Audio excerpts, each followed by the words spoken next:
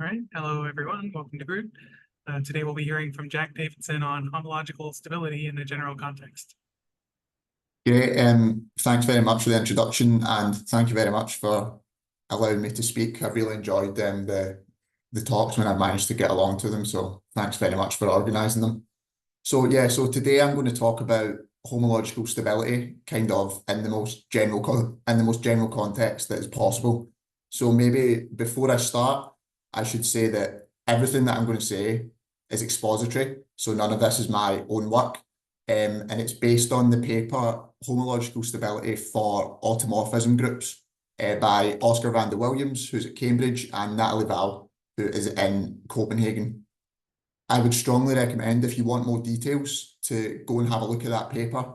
It's a good paper, it's really well written, and I should also say that not all of the results that I give today are going to be stated in kind of their most general possible form, just because it would be too confusing and it would take up too much time to set up all the relevant definitions. So I've kind of given them in the absolute core ideas of the main theorems is kind of what I'm going to be trying to present today, along with some examples on how their framework works. So maybe to get started, I should say, so I kind of think of homological stability as like a tool to compute homology of groups. So the idea is that homological stability allows you to compute the homology of infinite families of groups kind of all at once. So once you know a family of groups satisfies stability, you automatically get a computation of the homology, perhaps in a fixed degree, for an infinite family of groups. So I'll give a more precise definition than that. Oh, sorry, I should say as well, and please, if you have any questions, just feel free to just interrupt me. I can't guarantee I'll know all the answers to all the technical details, because this isn't really my area of research. I just wanted to read this paper for a long time, so I just thought this was a good opportunity to kind of give a talk on it, to force myself to actually read it and learn it. So the definition of homological stability. So we say that a sequence of groups and some fixed group homomorphisms between them satisfies homological stability if for every integer bigger than 0, there's some n, which is big compared to that integer, such that the induced maps on j'th homology between the ith group and the I plus first group become isomorphisms when I is big enough compared to this n that we choose. So obviously, this n here, this n depends on j, so it's going to be different for each j. And maybe I should say a brief word about what group homology actually is. So maybe if you're more topologically minded, you can think of group homology, the homology of a group, as being the homology of its classifying space. So in particular, if G is discrete, then you're computing the homology of a KG1. So that's a space uniquely characterized by the fact that it has a G as its first homotopy group, and all of its higher homotopy groups are trivial. But if your group G has a topology on it, then BG is the space that classifies principal G bundles over a fixed paracompact space X. So that's maybe the topologist way of thinking about group homology. Otherwise, you can just think about it kind of in the standard algebraist way via X or Tor or whatever you like to think about. So maybe we should do some examples just to show that this is not a kind of vacuous definition. Like, there are actually examples of this phenomenon. So the first result in this area is due to Nakaoka. So this was in the late 60s, I think, and they proved that the symmetric groups satisfy homological stability. So the theorem is as follows. So the maps between the ith homology of the nth symmetric group and the ith homology of the n plus first symmetric group are isomorphisms when n is bigger than 2i plus 1, and they are surjections when n is bigger than or equal to 2i. So I should maybe briefly say, okay, so these maps on homology are supposed to be induced by maps of groups. So what is the map of groups? So there's a map sigma n to sigma n plus 1, where we send a permutation sigma. So we send it to sigma, and then we send it to, so we essentially send it to sigma plus the identity on n plus 1. So the first n elements, you just do what sigma done, and on the n plus first element, you just add, that gets sent to n plus 1. So that's the map that induces the isomorphisms on homology in this range. So if you're interested, maybe as a brief aside, this won't be too important. This is kind of roughly related to the Barrett-Predicquillen theorem, which relates the homology of the infinite symmetric group, which is the left-hand side of this isomorphism, by the homology of this thing on the right-hand side. So you can kind of think of this on the right-hand side as the kind of infinite loop space on a point. So this shows that actually these results kind of have implications in topological or geometric situations as well, which is quite nice. So now I'll maybe present a more modern result. So this result is going to be more topologically orientated. So we're going to fix some notations. So we're going to let SG of R be a genus G surface, which has R boundary components. And then what we're going to do is we're going to define this group gamma G comma R. So what this is going to be is, we have this surface here with genus G and R boundary components. We can say, okay, we can ask for the group of diffeomorphisms of this surface, which fix the boundary pointwise. So this rel sigma means fixing the boundary pointwise, and then we can take pi naught of this. So this is isotopy classes of diffeomorphisms, or kind of more commonly, this would be referred to as the mapping class group of the surface, where again this sigma tells us that we're asking for the diffeomorphisms to fix the boundary pointwise. So we need to know what the maps that are going to so there's going to be maps between certain surfaces that are going to induce the maps that we want to compute homology for on these mapping class groups. So these maps are induced by gluing on what's called a pair of pants. So I've just kind of drawn a picture to illustrate how this works. So you can kind of imagine, let's just take a genus 1 surface, for example, and let's let it have 2 boundary components. Maybe it looks something like this. And then we can have a pair of pants, which literally just looks like a pair of pants, like this. So we can either glue on this pair of pants.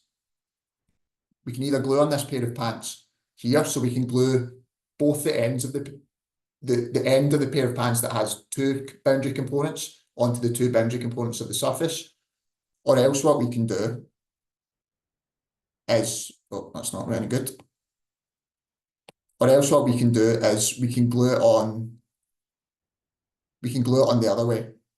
So we can just take one of the boundary components and glue it along here. So what that's going to do is either we're going to increase the genus of our surface by 1 and reduce the number of boundary components by 1. So that's if we glue on this end. Or if we glue on this end, the genus is unaffected and we've increased the number of boundary components by 1.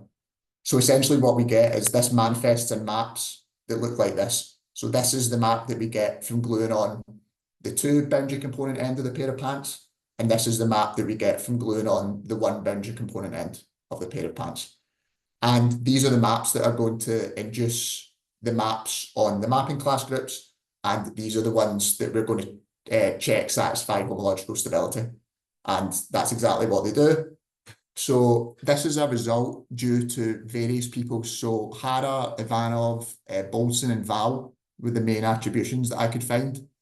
So what happens quite a lot in these stability type papers is that someone will come along and prove stability in the first instance. So I think the first result is due to Hara, and then various people will try and improve the range for which stability holds. So I think these 3 people all then improve the range of the stability result. So the theorem I'm going to state is due to Wahl, and this is the most kind of up-to-date version of the theorem. And the theorem pretty much just says that these mapping class groups satisfy homological stability.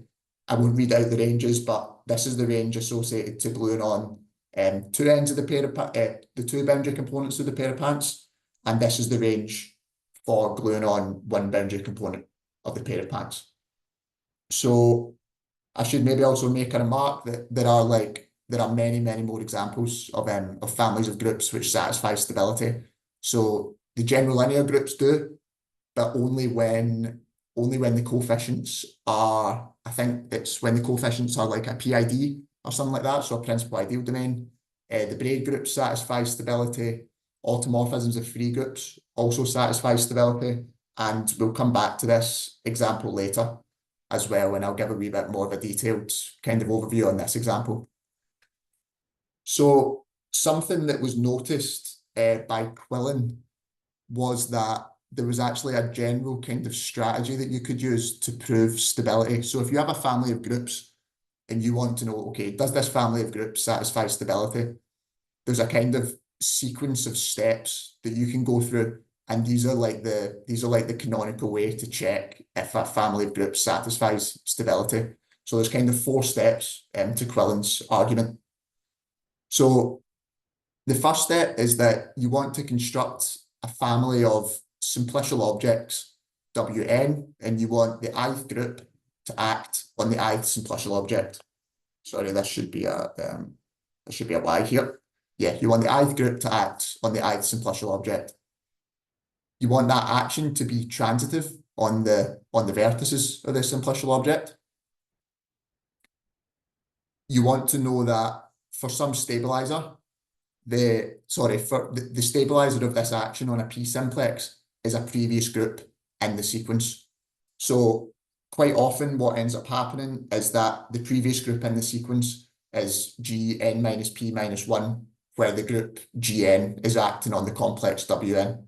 This just tends to pop up quite a lot. And the last thing you have to do is that you have to show that these simplicial objects that you construct are highly connected. So I don't actually need this homologically, so this can get scored out. But yeah, you have to show that these simplicial objects are highly connected. So there are kind of there's 2 difficult parts of this proof. Like parts 2 and 3, generally, okay, that's fine. Like these things are not too difficult to check at all. But part 1 and 4 are generally difficult. So there is no, a priori, there is no canonical way to construct the simplicial object on which your group is supposed to act. So kind of the methods that people used to construct these simplicial objects were kind of like guess and check, really, until this Randal-Williams and Wahl paper came along. And the other hard thing is showing high connectivity of these simplicial objects, because I mean, really what this boils down to just to computing homotopy groups. And I mean, we all know this is a hard thing to do in general. So what the Randal-Williams and Wahl paper does is it makes both of these things a bit easier. So the main contribution, actually, maybe before I move on, this is probably a good place if anyone has any questions.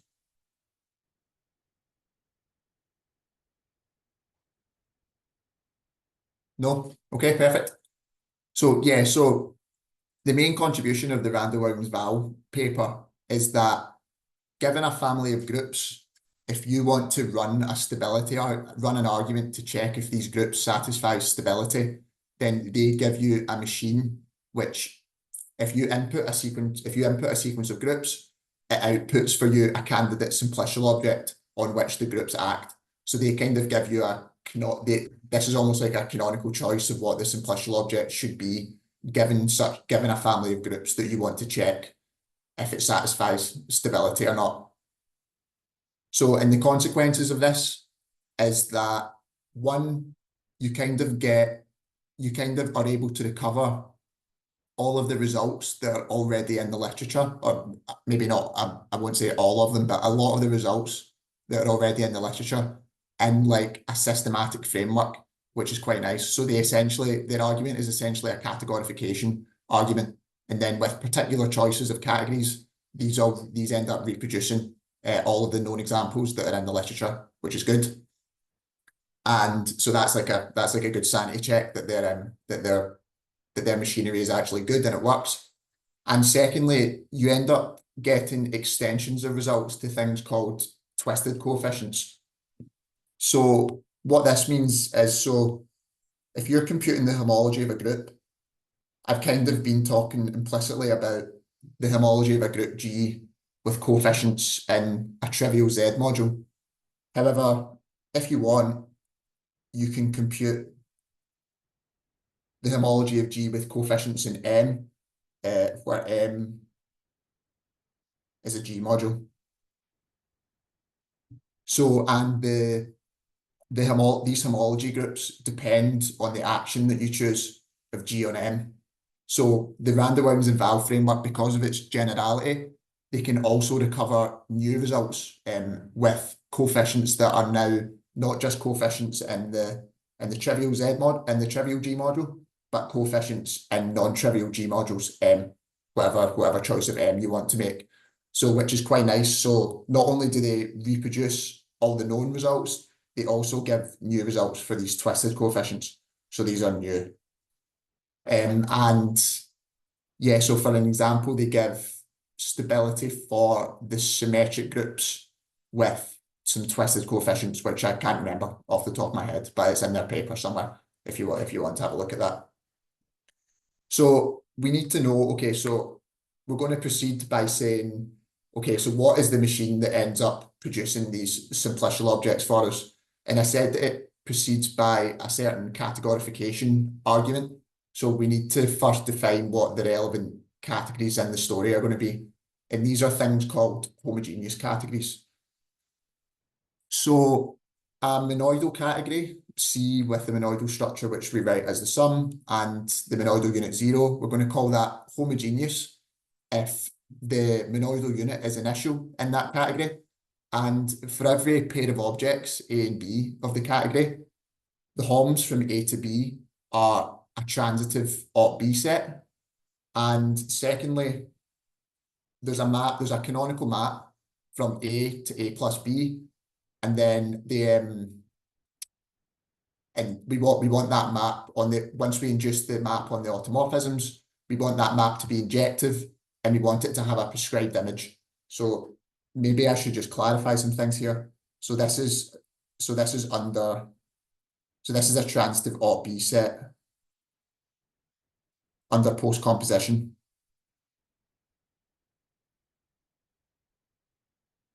I mean, I guess this is clear, but I should probably just write it anyway. I should also remark on some of the notation. So this iota sub A is the map from the initial object into A.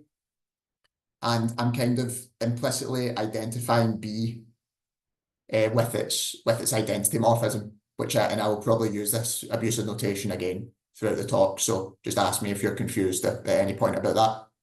And then this fixed group.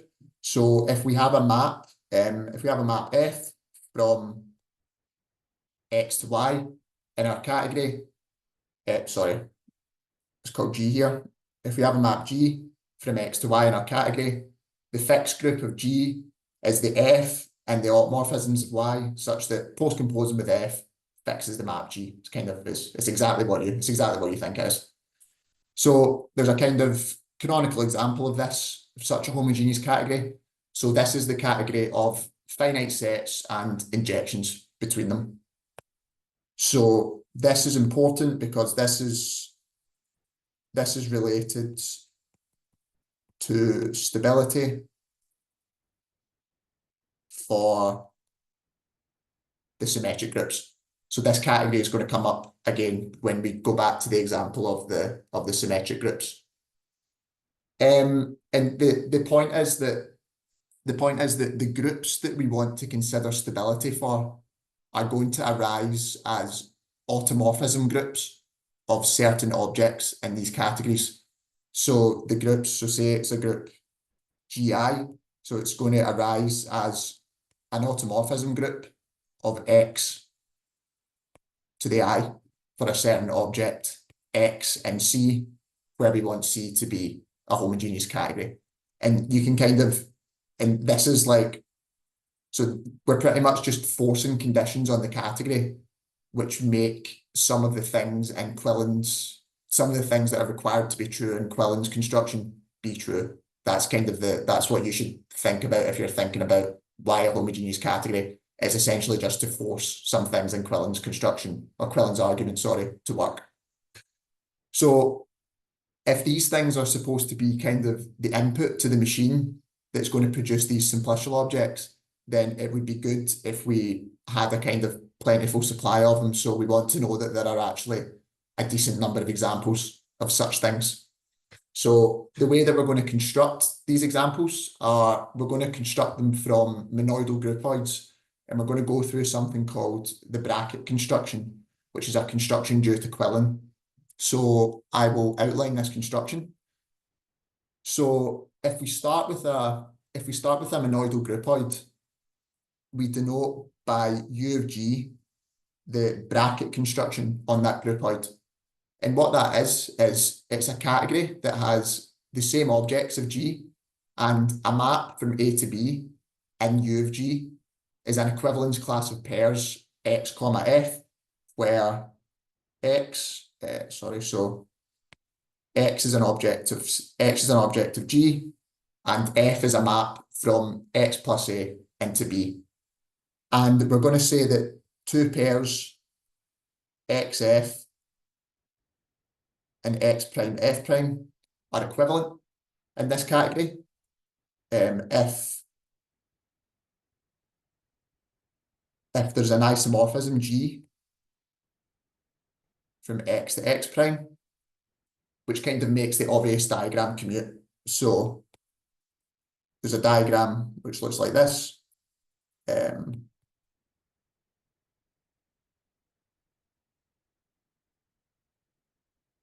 This is F, this is F prime, and this is G plus A. Again, where I've kind of abused notation by writing A instead of the identity map on A. Yeah, so this is the bracket construction. And the point is that often if you start from a monoidal groupoid and perform the bracket construction, you often get homogeneous categories. So this is what the next proposition says.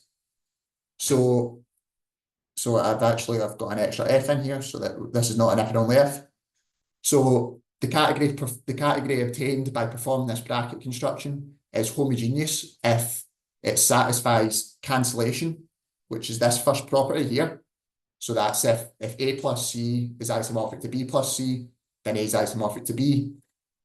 And the map, the canonical map induced on the automorphisms from A to A plus B, we want that to be an injective map. And the point is that these conditions are very often satisfied. And additionally, I think you can actually force this to be true, this cancellation property to be true, without changing the automorphisms of the category too much, which is good, because that's kind of that's going to be kind of what we're trying to get at. So yeah, so kind of the moral of this, I guess, is that there are lots of possible inputs to this machine. So we wanted the inputs to be monoidal categories, we wanted the inputs to be homogeneous categories. And the point is that there are lots of ways of getting at these homogeneous categories from groupoids, from monoidal groupoids, sorry. So is there any questions about that before I move on? No? Okay, so the next part of this is, so the other kind of hard part about this construction is that there was no canonical way to produce what the correct simplicial objects should be. So this is what we're going to discuss next on how do you actually get at these simplicial objects. So I'll very briefly recall the notion of a semi-simplicial set. So this isn't particularly important. You can just think simplicial set if you want to. This doesn't matter too much. But a semi-simplicial set is a functor from this category, which I've called delta op ing into set. So this is like the simplex category, but you only remember the injective maps and you don't remember you throw away all the surjective maps. So what Randal-Williams and Wahl do is, for every pair of objects in a monoidal category C, they define a canonical, well, a priori it's not canonical, but it kind of is. They define a semi-simplicial set, which is called it's called the space of destabilizations.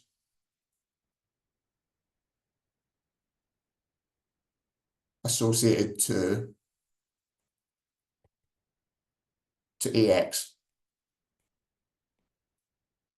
And what is this? Okay, so this is the semi-simplicial set, such that the P simplices of this semi-simplicial set are just some set of HOMs in the category. So it's the HOMs from X to the P plus 1 to A plus X to the N. So this is just how they define their semi-simplicial objects. And these have some certain face maps given by precomposition with these maps. But again, this isn't particularly important. And kind of one of the points of this is that, so what I said before was that the way that we're going to get at the construction of these groups, the way that we're going to extract these groups to think about the stability of them is they're going to be automorphism groups of certain objects in the category. And one of the conditions was that the groups are supposed to act on the simplicial objects.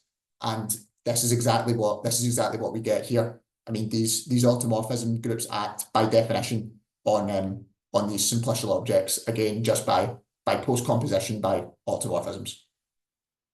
So before we can state the main theorem, there's one more technical definition that we have to state. So this, you want to think about this this definition, it kind of forces high connectivity.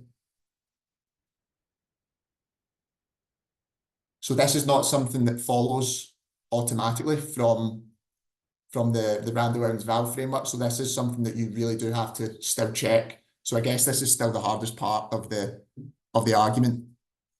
They do give a criterion which kind of reduces the difficulty of the problem to computing homotopy groups of a simplicial complex, an associated simplicial complex, which I guess is a bit easier. But yeah, so this is still like a computation that you have to do. So we say that in the previous setup, so C was a monoidal category, and we say that it satisfies LH3 at a pair of objects AX with slope K if the semi-simplicial object that we construct is n minus 2 over K connected. And again, this is just a technical definition which is needed to force their results to work. So with this, we can state the main theorem. So this is the stability theorem. So if you have something called a pre-braided homogeneous category, so if you want, you can just think about symmetric monoidal, so pre-braided doesn't matter too much. If you have such a thing, and you suppose that at a pair of objects, this category satisfies LH3 with slope at least 2, then you get homological stability of the automorphism groups of these objects, and the ranges are given here. So you get isomorphisms when I is less than or equal to n minus 1 over K, and you get surjections when I is less than or equal to n over K. So this is the kind of main content of their paper. Forgot 2 brackets here. So does anyone have any questions about the statement of this theorem? Before I move on and give a kind of brief sketch of the proof and then some examples.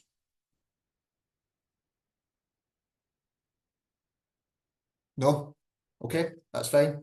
So what I'll do is I'll give a very brief sketch of the proof. I won't go into too much detail, but kind of so before I do this, just to reiterate, what you want to keep in mind is that given a sequence of groups, we want to extract these groups as automorphisms of objects in a homogeneous category.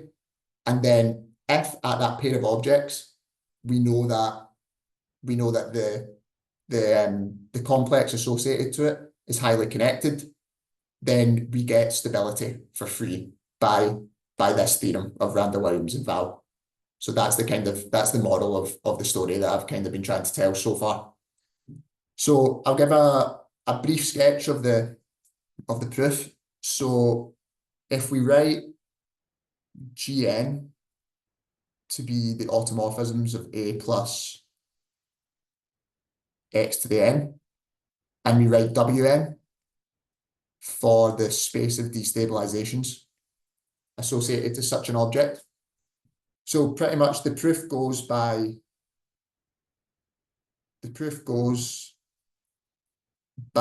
playing around, by playing with the double complex. So I'm going to write down a double complex and then explain what it means.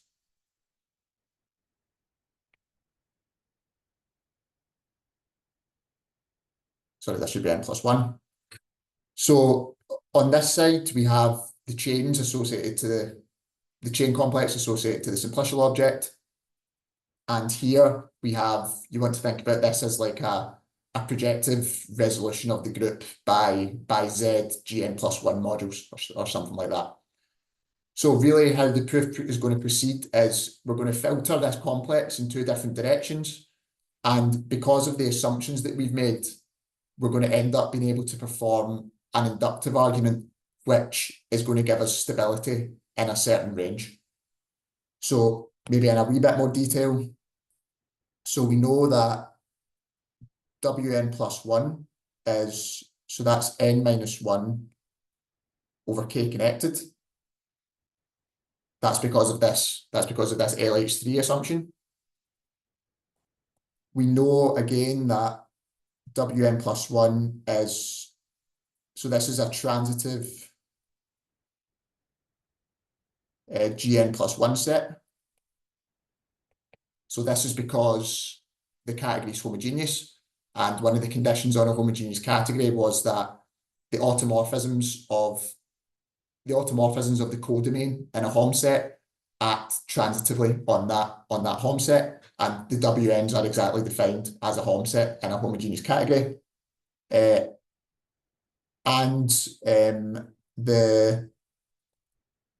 stabilizer, is that right? Yeah, and the stabilizer fixes the P simplices pointwise.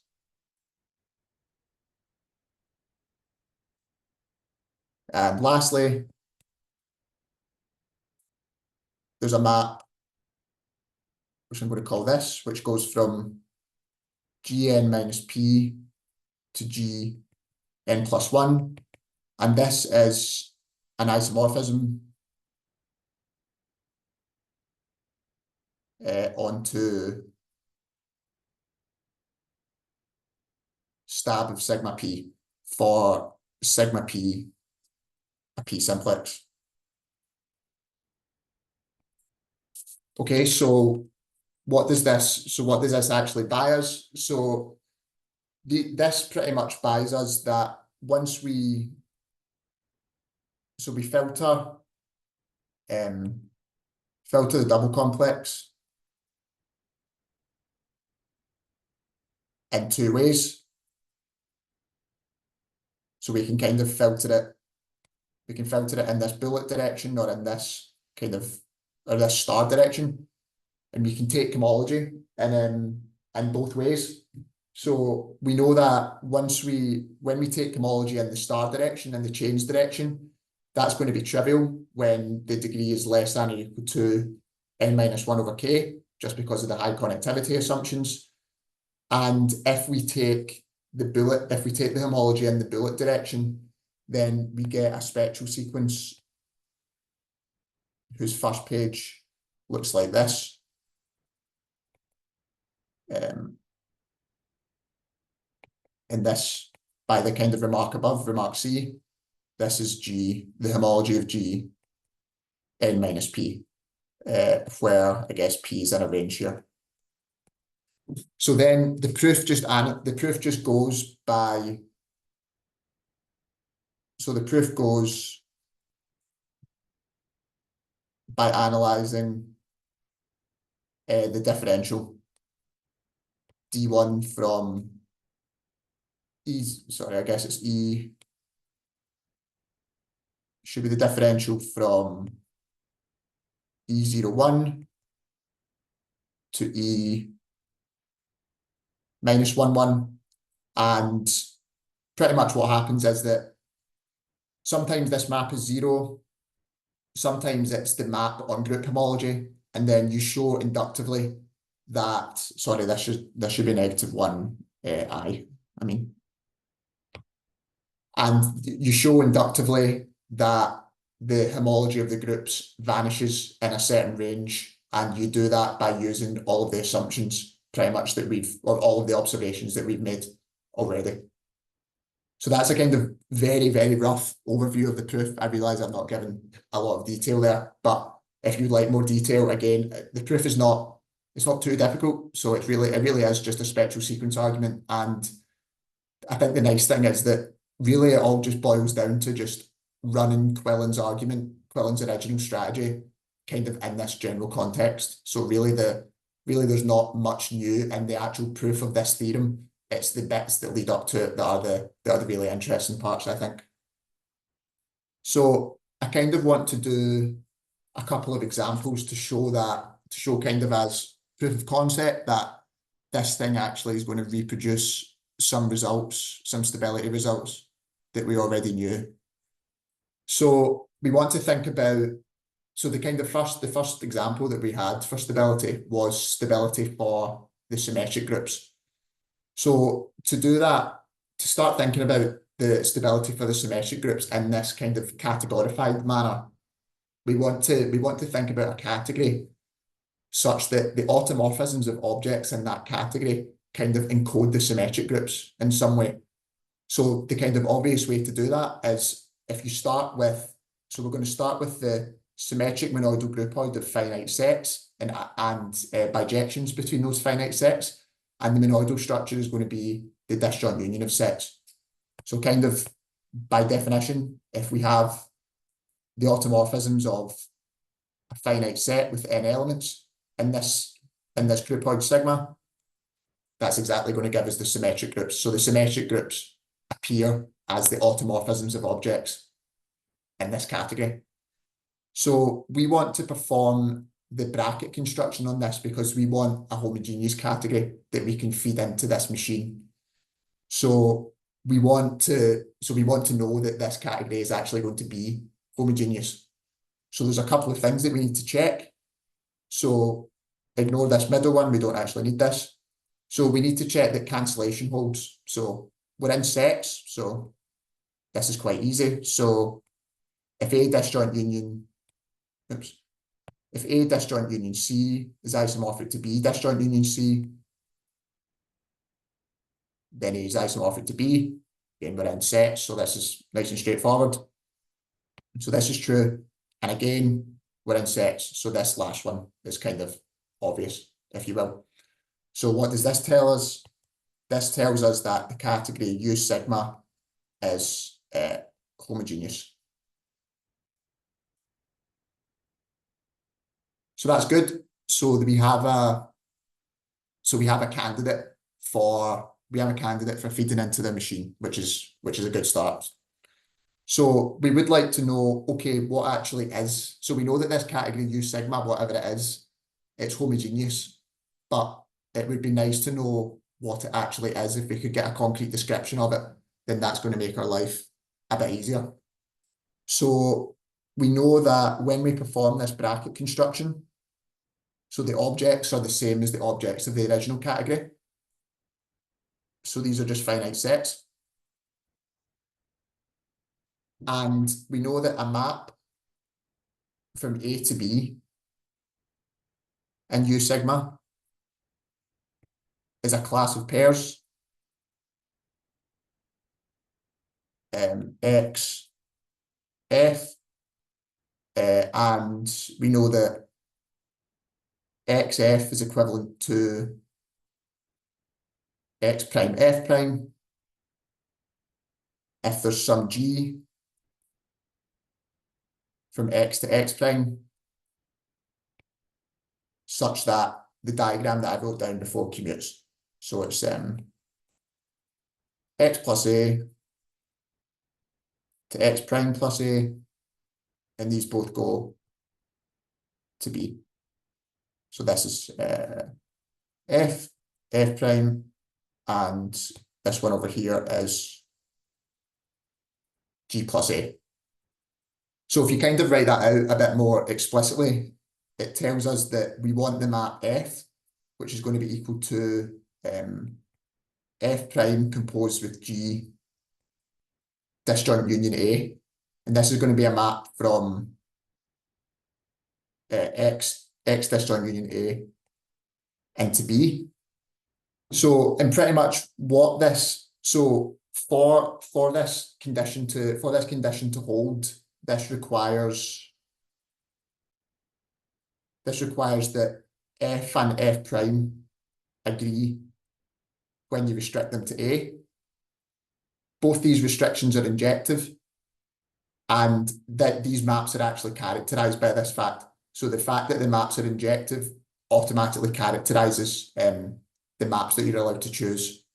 So what this tells us is that, so this implies that U sigma is the category Fi. So this is the category of finite sets and injections. So I think this was first introduced by Church and Farb, and I think they were studying something called representation stability, which is kind of morally similar to homological stability, but a bit more complicated. So these were the first people that kind of thought about this category. So now what we want to do is we want to pick a certain pair of objects in this category such that the automorphism groups of these objects give us the symmetric groups. So there's kind of obvious choice here. So if we pick AX to be the empty set and the one element set, what this gives us is that A plus X to the N is just an n element set. And that means that the automorphisms of such a thing are exactly the symmetric groups. Okay, so the last thing that we have to check is we have to check this LH3 condition. So the simplicial object that you construct, which is this Wn phi and a point, turns out that this is n minus 2 connected. This is enough for the theorem to hold, so this satisfies the LH3 condition with any slope bigger than 2. So that's good. So this implies stability by the theorem, by RWW. And this recovers Nakaoka's original result from the 60s.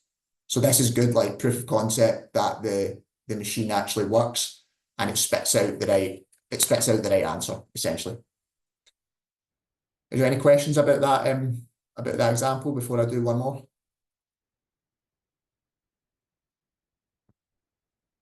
Okay, so lastly, I'll briefly talk about the example which produces stability for the automorphism groups of free groups. So again, when we start, we want to start by thinking about, okay, the automorphisms of objects in which category are going to encode the automorphisms of free groups. So the correct category to choose, if you think about it for a wee bit, the correct category to choose is the category of finitely generated groups with isomorphisms between them and the monoidal structure given by the free product. So I'll write this as FG with the free product, and the unit of the free product is the monoidal unit of the free product, sorry, is the trivial group. So we can we want to know that this UG is going to be, this UFG is homogeneous. So is UFG homogeneous? I mean, the answer is yes, or else I wouldn't be doing this example. So we need to check a couple of things. So we need to check that cancellation holds. So if A star C is equivalent to is equivalent to B star C, does this imply that A is equivalent to B? And again, the answer is yes. So this comes from something which I only learned recently called Grushko's theorem, which essentially says that any finitely generated group has a decomposition into a free product of some number of indecomposable groups, free producted with free group. And this decomposition is unique up to permutations of the factors in the decomposition and taking conjugacy classes of these factors. And this is enough to tell you that cancellation ends up holding in this category. And secondly, we want to know that the automorphisms, this map,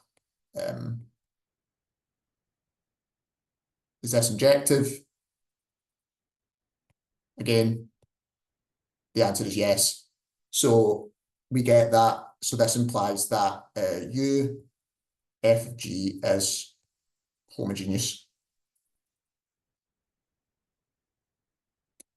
So very briefly to finish off, we need to now pick the correct pair of objects such that the automorphism groups of these objects are going to give us the automorphism groups of the free groups. So if we choose A, X to be the trivial group in Z, then we get that A plus X to the N. So this is isomorphic to E, free product with Z, free product with itself N times, which is exactly the free group, the free group on N letters. I mean, I'm writing this down, but this is obvious. So then this implies that the automorphisms of these objects are exactly the automorphisms of the free group on N letters. And this is what we wanted to study. So then one of the other things that we need to check is we need to check that this space of destabilizations associated to EZ is highly connected, and it is. So this is n minus 3 over 2 connected, I think. So this is enough to satisfy the LH3 condition. So what this tells us, so this implies that the automorphisms of Fn satisfy stability. Again, this is by the Randal-Williams and Wahl theorem. So maybe I should have said as well, so this result is originally due to Hatcher and Vogtman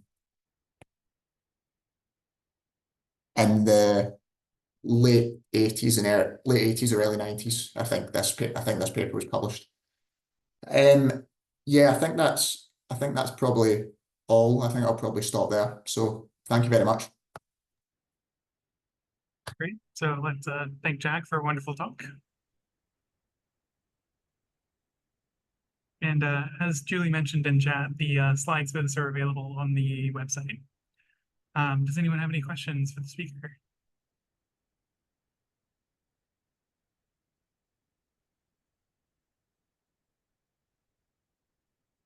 All right, so if not, then I will stop the recording.